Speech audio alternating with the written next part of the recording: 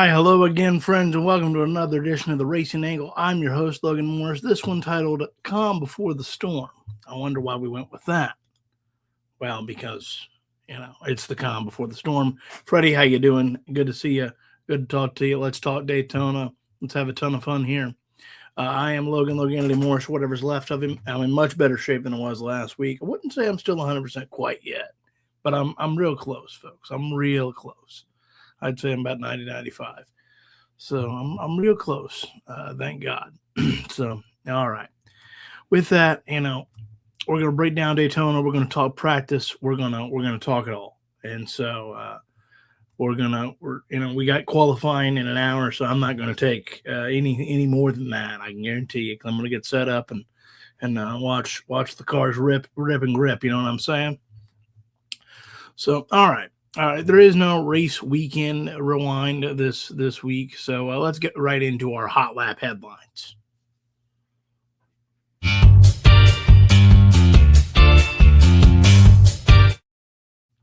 All right. There's a lot to talk about here.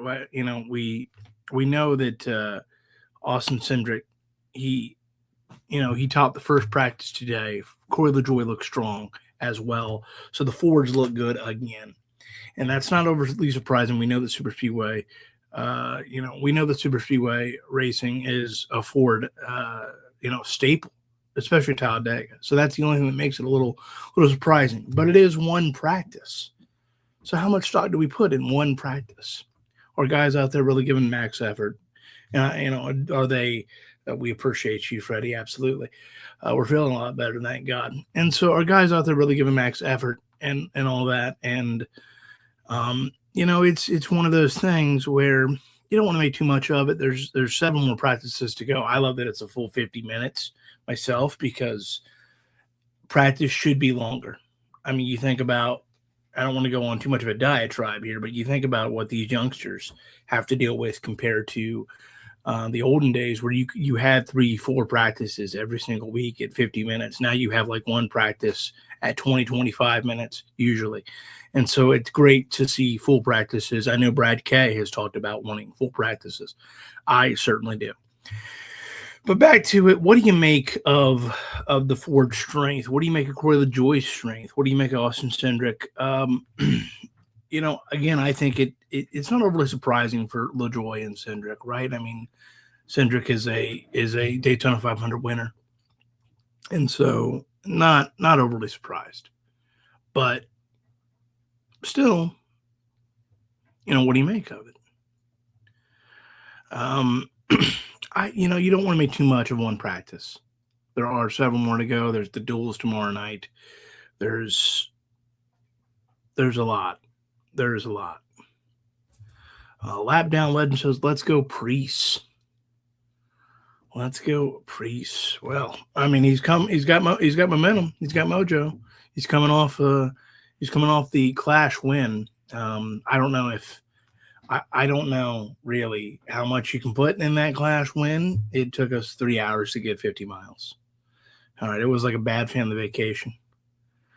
Took us 3 hours to get 50 miles. But he's got momentum. He's got mojo, and credit to him. And so good for him. I think it bodes well that Corey LaJoie looks so strong, at least early on. Again, you don't want to make too much of anything, but it was good to see strength out of those Fords. You know who else had strength? The Toyotas. And you know who really had strength? Legacy Motor Club. They had the top 3 fastest when it came to 10-lap averages, believe it or not. And so I just personally am thrilled as punch about that. So hopefully the King is as happy about that as I am to see those 3 cars running pretty strong in practice. And right. And so again, how much do you make of it? It's so hard to put into proper context of what it's supposed to be. right? Yes. Was it the draft? Was it this? Was it that? Was it this? Was it that? Who knows? Who knows? But the numbers are what they are. And so, will he show his the kind of strength again tonight without a draft? When we're just qualifying, when we're just ripping and gripping, as they say. I don't know. I don't know. I don't have a single iota of a clue. But Legacy Motor Club looks strong. I was thrilled about that. And it does that bode well for them. Same thing. As much as I'd love to make too much of it, right, and say that's right, we're putting the king back in victory lane. Can't. It's one practice. It's one practice. You roll it off the truck. I mean, these guys are, these men and women that work on these cars are the greatest in the world at what they do. And so you can't make too much of it. How will they look in the duels? How will they look at the other practices? It's going to be tough to tell. Other news to get to. Kyle Busch is doing 8 races for Spire in the Truck Series. HinderCars.com is supporting. And I found this news to be very interesting. Why? Why, pray tell, Logan? Well, I'll tell you why. Because as you know, Kyle Busch he's in a contract year. This is it for him at RCR unless they re-up, and they very well could. I don't know what Pop's thinking. No one knows what Pop's thinking. But he is Pop. He's been in this sport. He's forgotten more about this sport than most of us will ever know. And so, but I find it interesting. Number one, Spire. It is, to the best of our knowledge, Kyle Busch is still the Spire consultant. Remember, he sold at least the Truck Series assets of KBM to Spire Motorsports a few years ago. And then HinderCars.com supporting. I don't want to read too much in anything, but it's awful weird that Mr. H is putting his branding on that bad boy. And for what it's worth, a lot of people think that Alex Bowman is finally on the hot seat this year. Crazier things have happened. I'm not saying anything's going to happen, but there was a time where Dale Jr. going to Hendrick seemed crazy. Mark Martin going to Hendrick seemed crazy. Crazier things have happened. Now, do I really believe truly in my heart that Kyle Busch is going to go to Hendrick Motorsports? I don't. Mr. H, outside of a couple exceptions, and really I just named him, Dale Jr. and Mark Martin, tends to go with the young gun. We know they're putting a lot of money and time into Corey Day. Some argue Rajah Caruth, though I don't think that is as viable as it once was. When Rajah Caruth was kind of tearing up the scene of GMS, that made some sense. But Rajah Caruth's growth has kind of been stunted, whether that's his fault or just people got better or whatever it may be. All of a sudden Rajah Caruth doesn't seem to be the blue chipper that he was just a couple of years ago. I know, hot take, but that's just my estimation. And so, for me, I go, wait a minute here. Why? Why would Mr. H put his branding on the car? Yes, Kyle Busch to the 48 would be interesting, Freddie. Again, do I truly believe that is what's going to happen? No. I mean, unlike a lot of folks, I have learned to never say never. I have learned to not rule it out. I have learned that anything can happen in this crazy sport that we all love. Again, there's been a lot of things that you thought, that ain't going to happen. But then all of this, I know it's very common and normal now, and we don't even think anything of it. Michael Jordan owns a Cup team. Michael Jordan co-owns a Cup team with Denny Hamlin. Now, that's a very normal sentence in 2026. It wasn't that long ago that was a pipe dream. That was something you saw in the dark corners of NASCAR Reddit rumors and was like, nah. Wasn't that long ago. And so, again, I don't necessarily believe there's anything more to it, but it is interesting because usually he's not running the HendrickCars.com colors when he does his one-off starts for Spire. Oftentimes he does that Group 1001 branding. And so is Hendrick more involved in Spire than we know? Is there a bigger connection there? Call me crazy. Call me crazy. Many have. The producer of this show often does. But that's okay. And so it's just very, very interesting to me that that's happening. Again, I think it's much more likely, to kind of put a bow on this thought, that Kyle Busch leaves RCR at the end of the year and goes to Spire. That makes a ton of sense to me.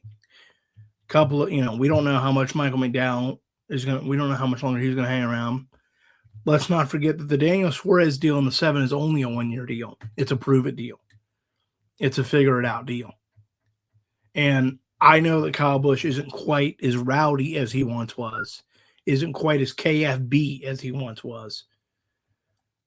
But from a pure marketability standpoint, I don't mean to put down Daniel Suarez at all here, folks, but I will take Kyle Busch to sell my T-shirts, to sell my brand, to sell my merch, to do whatever it is. And by the way, to probably get better on-track results still versus Daniel Suarez at any point.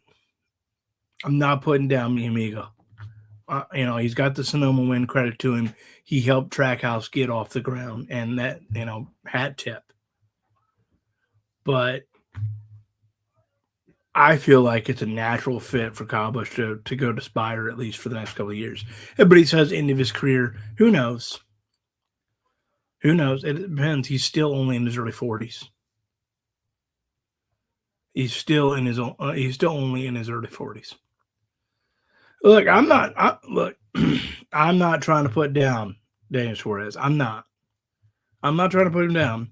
I'm just saying, if you were Spire Motorsports, if you were Joe Gibbs, if you were Team Penske, if you were Jimmy Johnson at Legacy Motor Club, and you compared those two resumes,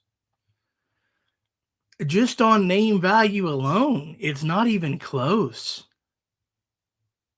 It's not even close. I get that technically at this point, Suarez has probably got a little higher upside. But when are we going to get to it? At some point, Daniel Suarez has got to poop and get off the pot. I get that he hasn't always had the greatest of opportunities, but he just blew the greatest of opportunities over Trackhouse. Now, I'm not going to talk, he was, the Joe Gibbs thing was, we didn't expect Carl Edwards to tuck tail and run. We didn't, right? We did not. And I don't mean to put down Carl Edwards either, but guess what? That's what he did. He tucked tail and ran. I just personally, if you're that sick of it, I think you owe it to your bosses and people to say, I'll do one more year to give you a solid landing. Now, I know that's a hot take in today's land of, well, what about his mental health and all that? And I get that, and I respect that. I'm an anxiety sufferer myself. But I'm going to make a few more million and drive a race car for 36 more races. Somehow, I think you'll be all right. But again, this isn't to put down Hall of Famer cousin Carl Edwards. We love old Concrete Carl. Lap Down Legend, I'm sorry that you're, tell her to tune into the show. And I'll say a lot of good things about Suarez when he deserves it. But at some point, potential is just opportunity wasted. Some point, right? We have to acknowledge that. And Daniel Suarez is really close to that. He's really close to that. Now, if he ends up at Legacy Motor Club someday, I will have never said this. You'll have to clip the show and prove it to me. But I just, at some point we got to go, maybe he's not what we think he is. Maybe it's not, after a certain point, when someone goes, well, it's my brilliance, it's this, it's that,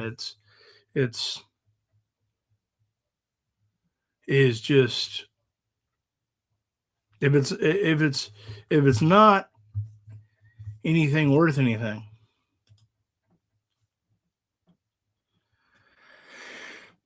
would I put him over any legacy drivers? Good question. Good question.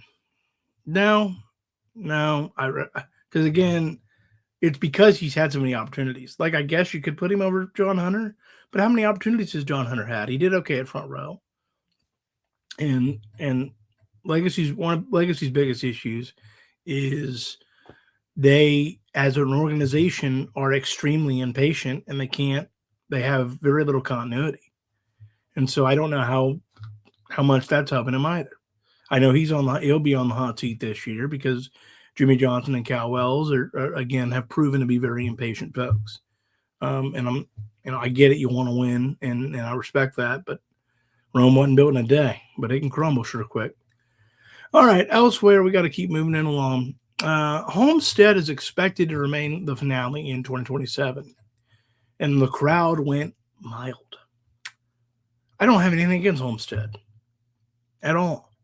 I don't think you ever should have moved it from there. But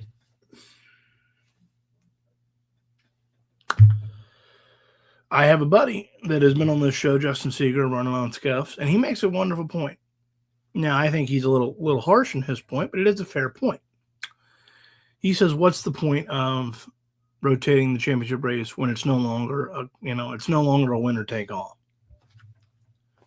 It's a fair question. It might be a big old who cares at this point. With the chase being the chase, and technically you could have a champion before we even get there. Who cares? Now, I'm not saying let's rack them up in Atlanta. I know that's where it was for years and decades, and that was, and that's great. And if it was still the old Atlanta, I'd probably wanted to go back there. But number one, who cares where the championship race is overall now? Number two, NASCAR has said for the last few years that it's going to rotate. Well, then start rotating it. Why are we waiting until potentially 2028 to start rotating it? Why? For what reason? I mean, I love NASCAR, and I think a lot of fans are too hard on the sanctioning body. I really do, because people sit on their hind end and they act like they know what it's like to run a major industry, and most of us just don't. Most of us just don't. That doesn't mean you're not entitled to your opinion. You are, absolutely. This is America. You are very entitled to your opinion, but you should give a little grace, because you're not in the boardroom, you're not in the meetings, you're not in any of those things. And so you should understand there's some things you don't know. And I'm not saying I know it either, because I'm not there either. I'm just saying that I don't think that a lot of the fan base gives NASCAR a lot of credit for anything. If they get it right, oh, well, it's about damn time. If they get it wrong, well, I knew they were going to get it wrong. They always get it wrong. What an abusive relationship. What an abusive relationship. And so I don't want to be too critical, but here is where people can get critical of NASCAR, because you guys have said, we're going to rotate it. We're going to rotate it. We're going to rotate it. We're going to rotate it. The goal is to rotate it. When? Are we going to be alive for that? Steve O'Donnell still going to be in power? Is Jim France still going to be healthy? When? If you're going to do something, do it. Half measures don't cut it. Half measures suck. So if you're going to rotate it, start rotating it. If you've changed your mind and you're allowed, but you don't have to pussyfoot around that. You don't have to hokey pokey around that. Say, we changed our mind. We think Homestead is where it's going to be at least the next 2 or 3 years. We'd appreciate that. But instead, they always go, well, we'll do this another time. It's like the Auto Club debacle. it was going to be a short track. And now, slowly but surely, it looks like it's not going to be anything other than a warehouse. Meanwhile, we get no transparency, no updates, no nothing. We have to read through the tea leaves, and we have to check Reddit and YouTube channels that break in and those sort of things. We do. We just do. The lack of transparency is what pisses people off, in my opinion. If it's not the lack of transparency, then I think you're being unfair. But it's the lack of, hey, we've changed our mind. We look at the data. We think Homestead really works. It's selling really well. It's this. It's that. Give me some reasons that you feel that way, and don't keep. NASCAR has a bad habit of kicking the can down the road, always, without addressing the major issues or even just saying. Because I'm not opposed to the following paraphrasing statement. Sorry, guys, it's our sandbox. That's what we want to do. They're allowed. They own it. That's okay. You might not like it, but they're allowed. They own it. But instead, half measures. Half measures. We play hokey pokey. We play footsie. Just be honest about where you're at. Why are we not being real about, okay, we've decided maybe not to rotate it as often. Freddie said Rockingham Championship race. Might be a little cold down there in the Carolinas that time of year. Did you see what we just had at Bowman Gray? It was chilly. It was chilly. However, I will still advocate Bowman Gray should get the All-Star race 1 year before we decide the Bowman Gray experiment doesn't work in 2026 or 2027 or wherever. Bowman Gray should get the All-Star race. But I went into that last week. Nick Sanchez going to AM Racing full-time in 2026. What a cluster that the AM Racing thing is. First they were sold, then they're not sold, then they're this, and they're that, and now they had to find a driver, and it turns out great for Nick Sanchez, right? Because he got kind of shafted, for lack of a better term, because of sponsorship issues. Now Dr. Patrick Staropoli is going to take over that big machine racing ride, and so good for Nick. I want to make that very clear. Absolutely agree, 100%, Freddie, 100% good for Nick. But how prepared is AM Racing for the season? It was looking like they were getting sold, and then the deal didn't go through because, well, corporate boardrooms are poison and all those sort of things. And all that. So, yeah, just interesting. Just interesting. But good for him. He absolutely deserves a ride. Had he not had one, it would be a huge indictment of where we're at as a sport. I mean, not that there aren't those flying around. Corey Heim is one. But the fact that he lost a ride for purely sponsorship purposes to a doctor that has, and I'm not putting down his resume. He can work on my retinas anytime. But it just doesn't, it looks like a bought and paid for ride, and that is not the way that any motorsport should work, in my opinion. There needs to be a pedigree and a resume that proves that you deserve this opportunity at one of the major 3 series that NASCAR provides. Like, it's because there's a lot of people busting their hump that never get there. Could you imagine that in any other sport?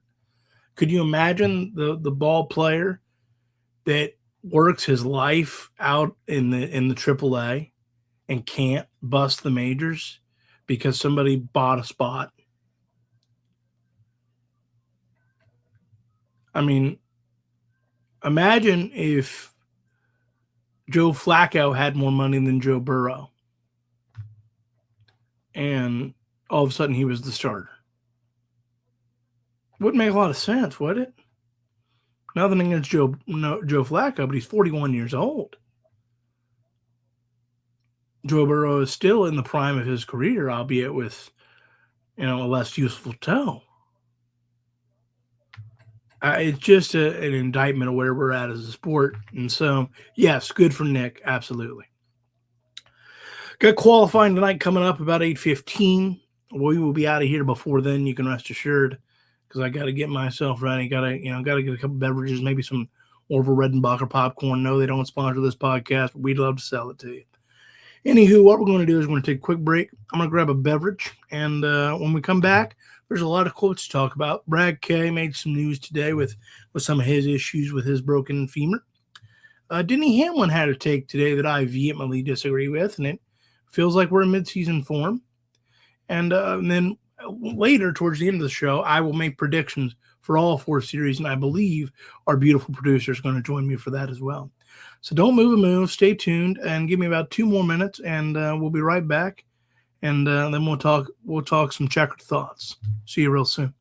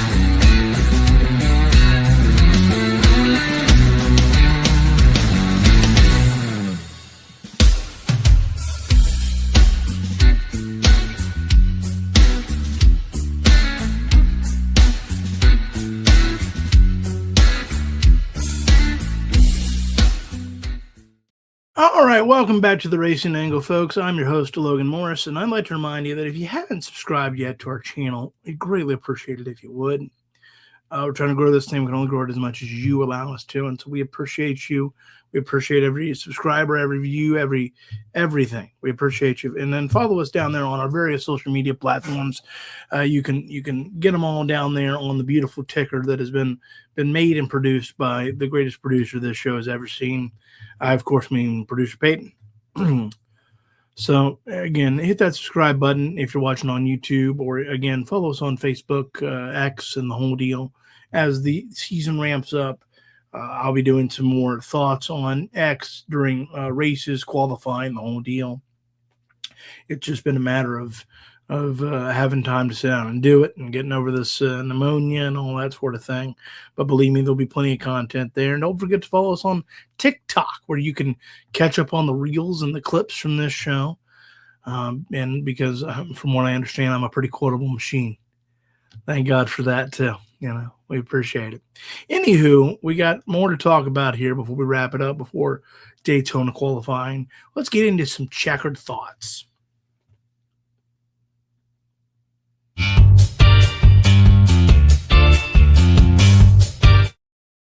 Still like that big time beat there by producer Peyton. We appreciate it.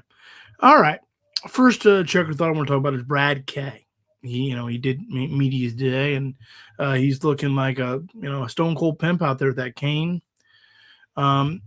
He says he's probably just really stubborn.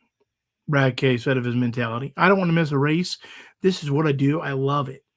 Tough isn't what you say, it's what you do. So we will find out how to make it through the whole process. What matters to me is not a label. It's making it through the big race and having a shot to win. I admire the hell out of that mentality. More drivers needed today. Absolutely more drivers needed today. More people needed today. You know, you're not always going to feel good. You're not always going to be at your best or 100%. Does that mean you just phone it in?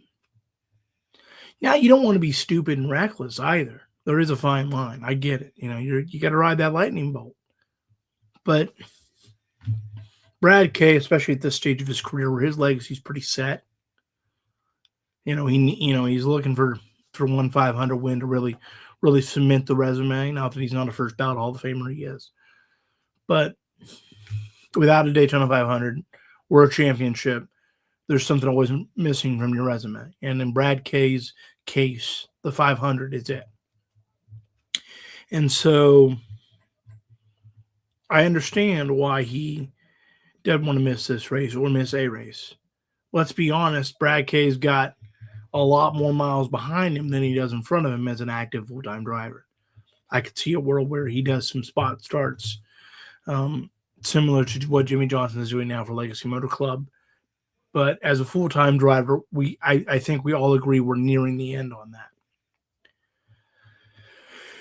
And so I credit to him for gutting it out. You know, I think more drivers need to have that mentality. And again, I'm not saying be reckless or foolish, but but it just feels like the world isn't as tough as it used to be in terms of physical toughness and mental toughness. Now, again, we've learned a lot about mental health. We've learned a lot about how those things aren't healthy. And so I do think there's a balance to that. But credit to him for gutting it out, because at this stage of his career, it would be easy to go, man, I'm not 100%. I'm not even close, and I really don't need to be in the car. And it would be easy to say, I'll see you at Phoenix. It would be easy to miss the first month or so. Yeah, I would say probably about 2 or 3 full-time years left, Freddie. That would be my guess. Obviously, some of it might depend on what the situation is the charter is going to take, because to our knowledge, the 60 charter is leased from Rick Ware Racing. And so they need to find one because Rick Ware owes Legacy a charter, right? And so you would assume that's where that would come from. Don't know that, right? Maybe Rick Ware doesn't. Maybe Rick Ware just goes and focuses on drag racing full time, where he's a lot more successful with Clay Millican, and who knows? Silly season is going to be very interesting the next 2 or 3 years. So we'll see what happens on that front. I don't know how long Brad K has left. I would say 2 to 3 is probably very accurate.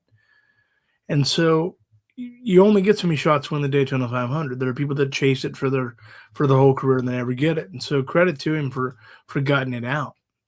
And I appreciate that he doesn't want to be considered tough. Personally, though, I have to say I hope this was a Jack Roush call. And what I mean by that is you can't let the guy that owns the car make the call. Someone's got to save them from themselves. So I would assume, out of respect and probably ownership stakes, Brad K would defer to Jack on a lot of those situations, and certainly his health should be one of them, because the driver in Brad is going to say, I can do it. The driver in Brad is going to say, I got this, because you're not planning to crash at Daytona. It's a good possibility, but if you plan to crash, you will crash. If you have 2 choices, you can see the path of the trees. If you look at the trees, you're going to hit a tree. There's still a decent chance you're going to hit a tree even if you look at the path, but it's a guarantee. If you look at the trees, you're going to hit a tree on your way down. And so I hope that the doctors and Jack Roush made that call and not Brad K, because Brad K should not be making that decision. He's too close to it. He's a driver. His mentality is, damn it, we got to do it. And so hopefully the cat in the hat is comfortable with it, and it wasn't a Brad going, well, I'm going to be in the damn car. Now, obviously, if you couldn't get clear, that's different. But there is a difference between being cleared and is it smart? And you wonder where we're at on that fine line. On that, how they say there's a thin line between love and hate. There's also a thin line between being tough and being stupid. There's a thin line. So you wonder where we're at on that. We hope he stays safe and doesn't have any incidents in the duel in Daytona. He even admitted, let's go on here, COTA is a big concern for me. If I had to run the full race today, I'm not 100% sure I could do it. I have another 2 weeks of reps and rehab to continue to gain, and hopefully I can get there.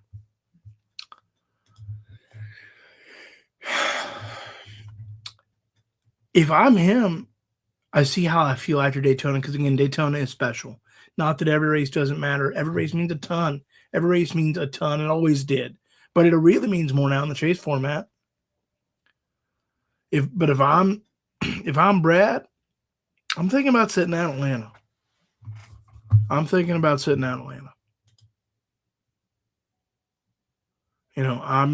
about sitting out Atlanta. And so, because why not?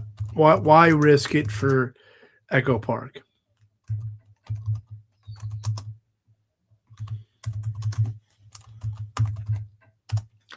Why risk it for Echo Park? Which is my thought. Now, it seems to be that he will absolutely 100% run Echo Park if he gets to Daytona all right. But, man, it's risky. Because sometimes, right? Sometimes, and you see this in stick and ball sports, sometimes the athlete thinks they can play through the injury, and they do, but they played at 60% for 6 weeks and took longer to get right. What if you sat out 2 or 3 weeks and then was right the rest of the year? Where you could get aggravated, you could have injuries, you could have crashes. I mean, and especially again Daytona at Echo Park, there's a great chance of crashes. There's a great chance. And so it's a fine line. Now, again, I want to reiterate, because I don't want to, well, you just said, yeah, I know what I said. I'm well aware. I admire the grit, the toughness, and absolutely think we need more of that just intestinal fortitude in today's society. Certainly in sporting events and in sports. I mean, anybody see the NBA load management? Huh. What a joke. And so, great for him to again set the example for not only his sixth crew, but his entire team. I mean, if that doesn't just fire you up, if that doesn't just fire you up, if you're a Brad K, if you're working for RFK, if that doesn't just get you ready to get an RFK car into victory lane, if you weren't already fired up, right? You're going to run the Biffle font, and you're doing it for him and all that. I mean, but if you need that extra juice for some reason, you talk about getting the fellas and the gals ready. It's a credit to him. All right. Some breaking news has just come across the Twitter feeds, the X feeds, the whole deal. Apparently, and I don't want to, you had to bear with me here because I'm in the middle of the show. Kyle Larson has signed a contract extension with Hendrick Motorsports through 2031. 2031. So technically, and while that is not a surprise, technically the biggest potential free agent of silly season is off the board. Here's some quotes. I'm incredibly grateful to continue my career with Hendrick Motorsports and HendrickCars.com, Larson said. This team, this organization, and this family have given me everything I need to compete at the highest level. We've accomplished a lot together, but I truly believe the best is still ahead.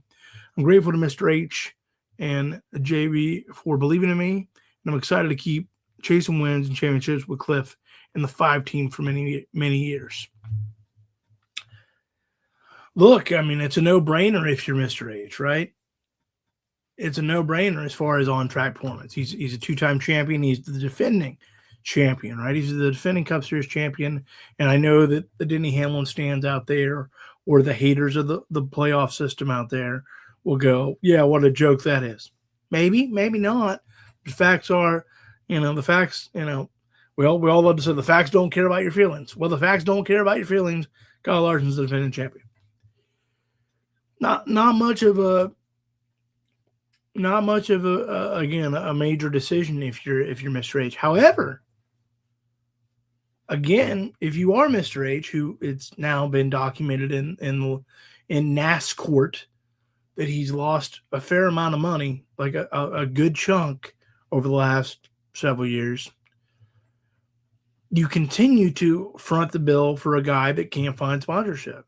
Now, we know why he can't find sponsorship, the infamous Twitch video, and those things are hard to live down. Those things are hard to live down. So Mr. H and Jeff Gordon are clearly betting on the fact that the wins are worth it. The wins and the championships are worth it, even if it doesn't pad their bottom line. Even if it doesn't pad their bottom line. Obviously, he sells buku merch, right? He sells a great amount of merch, and he has since the video, because there is a large swath of fans that view him as a victim of cancel culture, and I'm not going to get in on if and why that's true or why not, but I mean that's just how a lot of fans view him, and so that inspires a lot of fans to support him. You add to the fact that he wins at a prolific rate, and it's a match made in heaven if you're looking to sell a T-shirt on weekends at speedways. I mean, it just makes a lot of sense. But still, Mr. H is not making a major profit. And I think it's fascinating that Mr. H has decided that's okay. That's fine.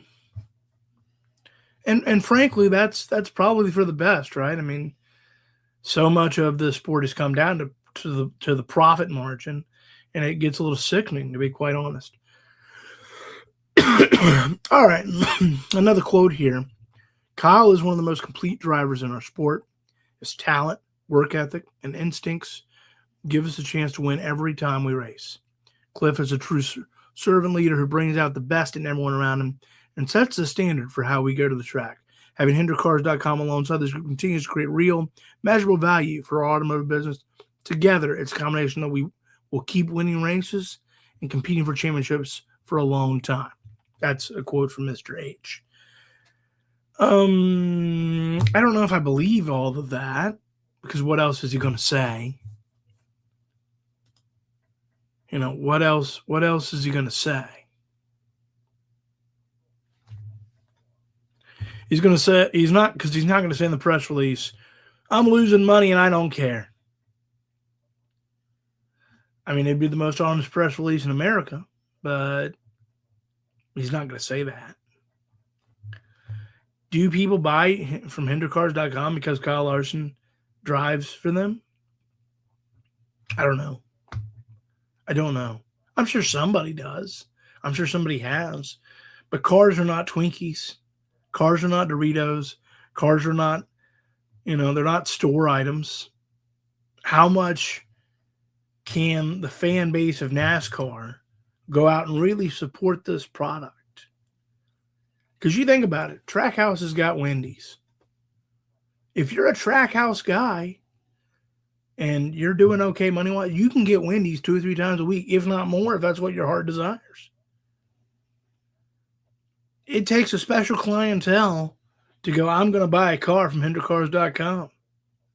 You don't exactly have those popping up on, they're not Snickers, they're not Reese's, they're not Celsius. They're not a product you can continue to invest in unless you got more money and you got time. And I'm not saying there's not a few Kyle Larson fans that ain't got more money and they got time, but I'm going to go out on a limb and say it's not the vast of the clientele. It's not the vast supporters of Kyle Larson and HendrickCars.com.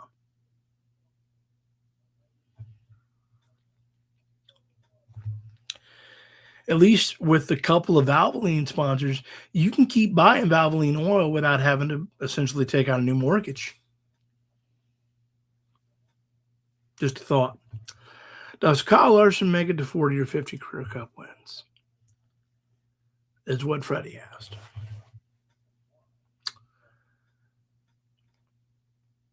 I would take the higher end of that. I don't think he quite cracks 50. I mean, I feel like Hendrick's going to have a down year or two. I think they're still going to have great years compared to everybody. But I don't know if they'll win as prolifically as they have. Why do I say that? Number one, they changed the Chevy body this year. And while that bad boy looks almost as identical as a set of twins, where there's only slight differences, those slight differences can take a long time to adjust to. And so that might slow down the prolific rate of Kyle Larson winning, at least early on. And it's just, you're not going to win as much over time. There's always the new upstart coming. There's always the new this, the new that, the new person, or a change gets made, or somebody leaves and you didn't see that coming, and things just. Kyle Busch won 3 of like his first 10 races at RCR. There were not many indicators that he would go through this big winless drought. But if you're going to give me Kyle Larson or anybody versus the field, I usually will take the field. And so I don't know how long they can keep this rate up. Because it takes a special group to really go on those dynasty runs. You can, again, make a great argument that there's only been 3, maybe 4 true dynasties in NASCAR history. And that doesn't mean there hasn't been 3 or 4 great all-time drivers. There's been a lot more than that. But to really go on the runs, it takes such a special combo. Throw in the fact that the cars are more competitive than they've ever been. They throw a blanket on now. All right. One more quote to get to, then I want to get to some predictions, and we'll get the hell out of here. Denny Hamlin made some news, as he often does when he has a microphone in media day today. He said, we need someone to come in and invest like billions into heavy promotion, heavy upgrades on everything, Hamlin said. And while that might come to a short-term loss, it will certainly have a long-term gain. We saw what happened with Liberty Media and what they did with Formula One, and influxed a lot of money in the sport, and it took off. That's just the way it works nowadays. I think it's kind of the thing you need. Could not disagree more with this idea or thought. We don't need more boardrooms in racing. We need less boardrooms. We need people that truly understand the sport. We need less boardrooms. Not more. Yes, Liberty Media has done really cool things with F1. They've really helped the growth. You see them in the Walmart toy aisle all the time. I'm not putting that down. Proof's in the pudding. They also potentially have shot themselves in the foot by going to Apple TV, because boardrooms only look at long-term profit margin. We need less of that in America. We need less of that in motorsports. We need someone that understands the sport from the ground up. And marketing. I'm not saying you don't need more marketing or better improvements on. Yes, but you don't need more boardrooms in NASCAR. You don't need an influx of investors. You know how many times an influx of investors tends to work out? Like never. Long term. How many times in NASCAR, in racing, has an influx of investors worked? Petty Enterprises is still alive because of Boston Ventures, right? Oh, wait. They're not. More boardrooms are not a good thing. We need people to understand the sport. And again, that does not mean we don't need more marketing and all those sort of things. I'm fine with all of that, and I agree that NASCAR needs to be marketed better.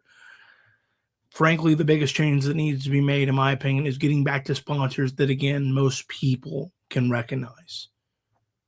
At the height of the popularity, which was not the Dale era, by the way, I know, hot take, but the numbers are the numbers are. You could not go into a Walmart or a Kroger without seeing a NASCAR billboard promoting a product that you can readily buy and use on a regular basis.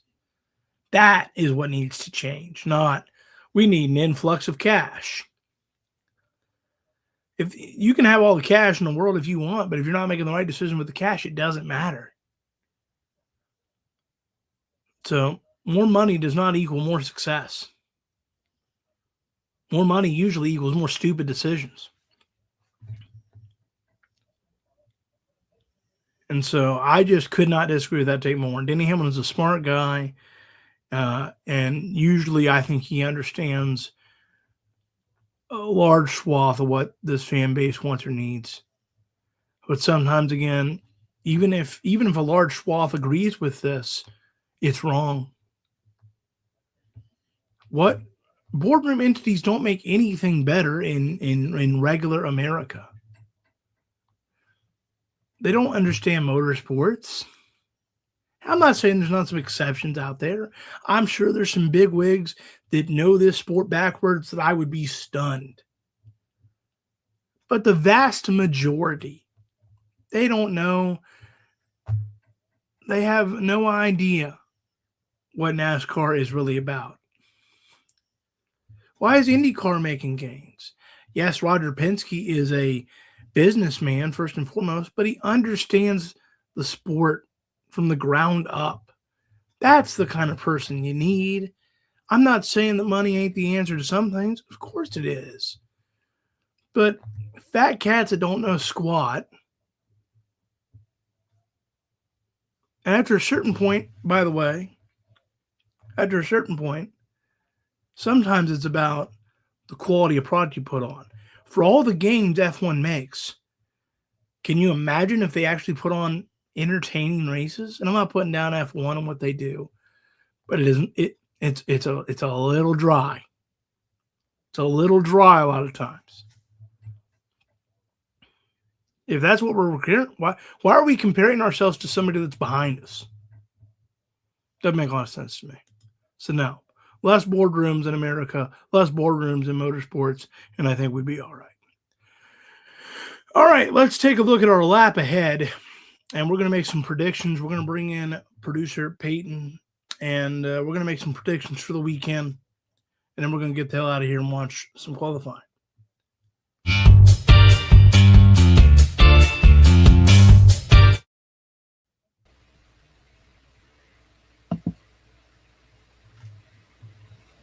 Producer Peyton, how are you?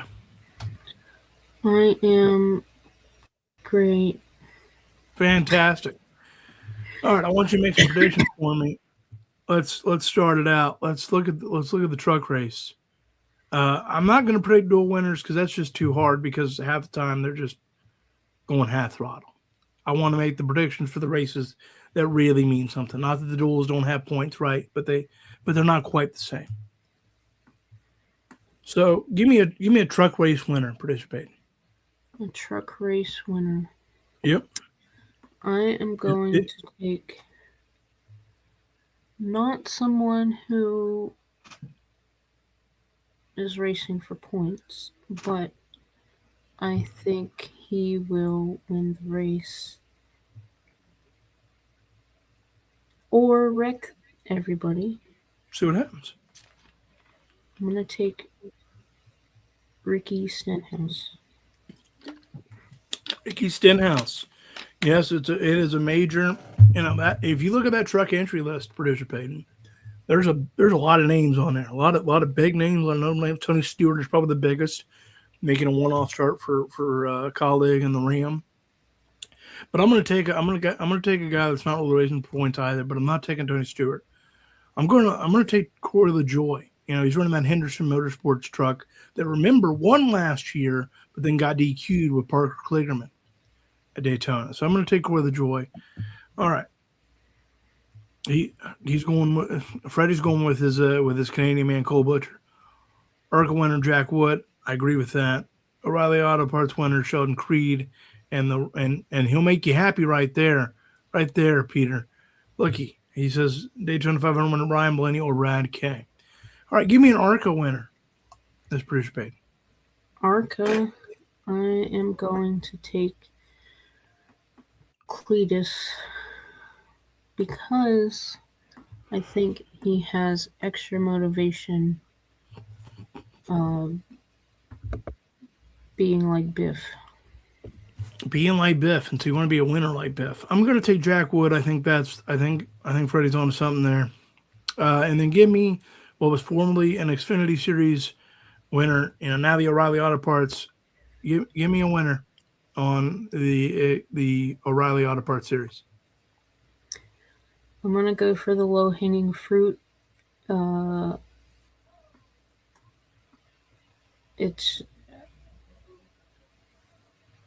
going to go Austin Hill. Austin Bobby Hill. I like it. Boy, ain't right.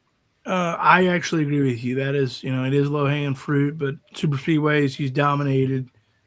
I'm going to go Austin Hill. I hope I'm wrong about that because I like to see some surprises. And then finally, producer Payton, it's a Daytona 500.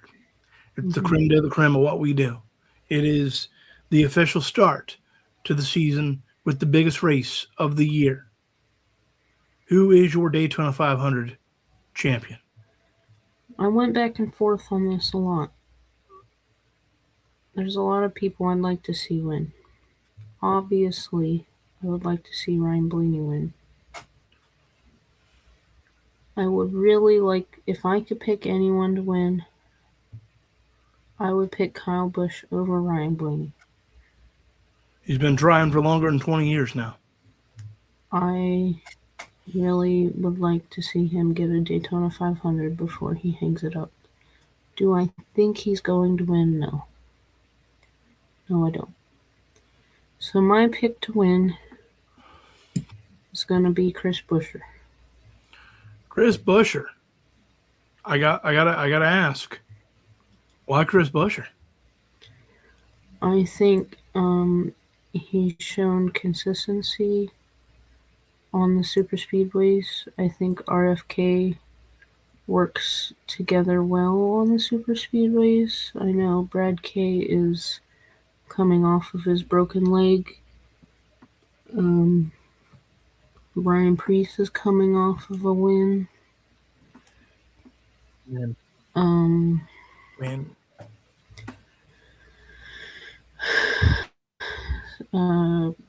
He's won at Daytona before.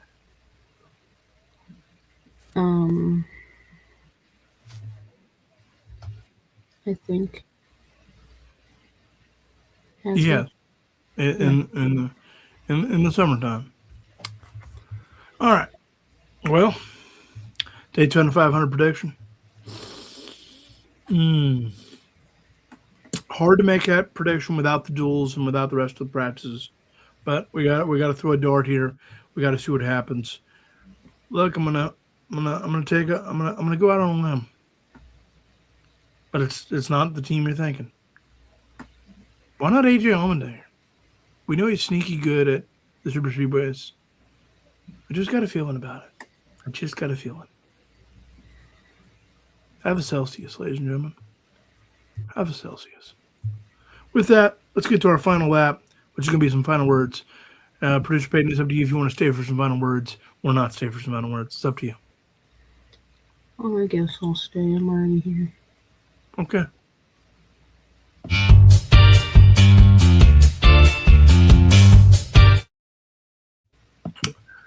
All right. We're now on the cusp of where Speed Week started today, and we got the duels tomorrow. You're coming over to the Loganity Lounge, I believe, and we'll watch the duels and study up and start getting ready for next week's show. Any final words, participating?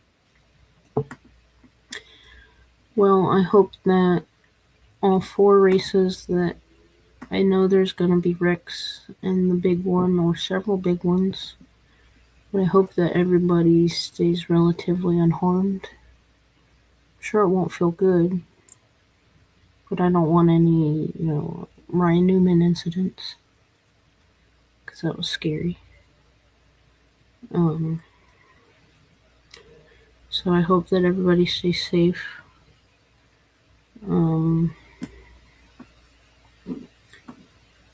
And